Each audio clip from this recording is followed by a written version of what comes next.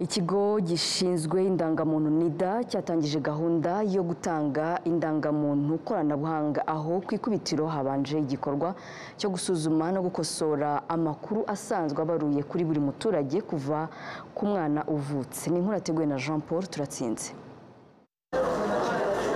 Iyi karita ndangamuntu koranabuhanga indangamuntu igiye kugihabwa buri wese kuva ku mwana ukivuka, umunyamahanga umaze igihe atuye mu Rwanda cyangwa ukeneye iyo serivisi, impunzi n'abimukira.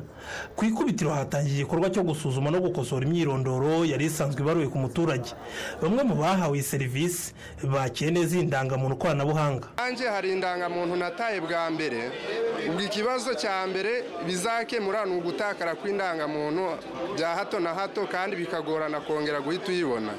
Ikindi ni uko ushobora kuba utayigendanye mu mufuka, hari igihe ushobora kuyibagirwa, ariko kubera ko ari elegitoronike atari yayindi iri fizikari ugendana, ushobora gukoresha telefone ukaba wahabwa serivisi mu gihe waba wayibagiwe. Itandukaniro ni uko iyi ngiyi idatakara, itabura igihe cyose kandi serivisi zikorwa nk'ibisanzwe. Nicyo kinteye imbaraga cyangwa se ishyaka ryo kuza nanjye kwiyandikisha ngo njye muri iyo sisiteme. Ni igikorwa cyatangirijwe habera imurikagurisha mpuzamahanga i Gikondo mu mujyi wa Kigali. Umuyobozi mukuru w'ikigo cy'igihugu gishinzwe indangamuntu NIDA, Mukesha Josephine, aragaragaza uburyo indangamuntu koranabuhanga itandukanye n'isanzwe. Twongeye ibipimo ndangamiterere tugomba gutanga, tuzatanga intoki zose uko ari 10, dufate ishusho y'imboni n'ifoto yo mu maso. Iyo ngiyo yo noneho tukajya tunayisimbura kenshi hashoboka uko umuntu agenda ahinduka, kuko murumva tuzatangira gufotora kuva umuntu akiri uruhinja. Nk'abafite ubumuga niyo mpamvu harimo byinshi. Udafite intoki tuzakoresha imboni, udafite imboni mu maso hazaba hakoresha. Uyu munsi amakuru yose aba ariho, umuntu ari ushaka kumenya gusa imyaka yawe abona n'amazina, akabona n'ibindi. Niba ari ushaka kumenya ibindi byose, ikiza cy'irangamuntu koranabuhanga nuko bitewe na serivisi ugiye guhabwa urobanura amakuru ushaka gutanga, akaba ariyo werekana muri iyo serivisi kuri icyo gihe. Akaba ari byo bituma bizamura umutekano wo gutanga yo guhanahana amakuru.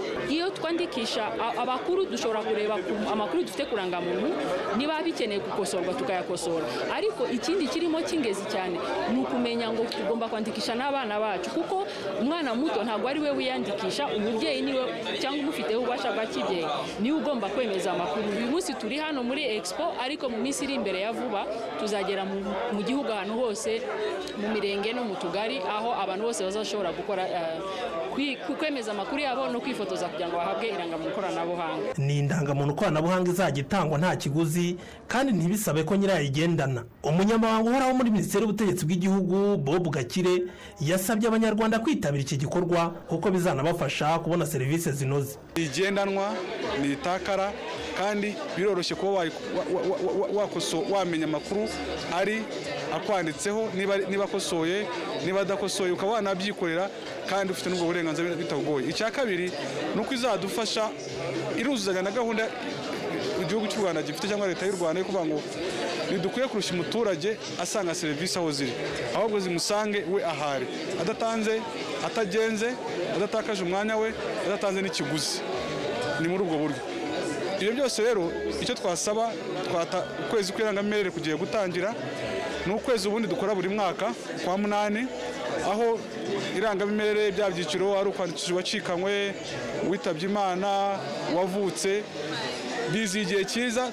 Muri rusange Abanyarwanda basaga miliyoni 14 nibo biteganyijwe ko bazahabwa ikarita ndangamuntu koranabuhanga.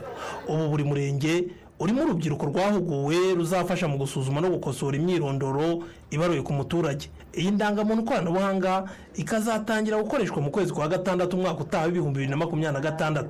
Jean Paul Turatsinze mu mujyi wa Kigali.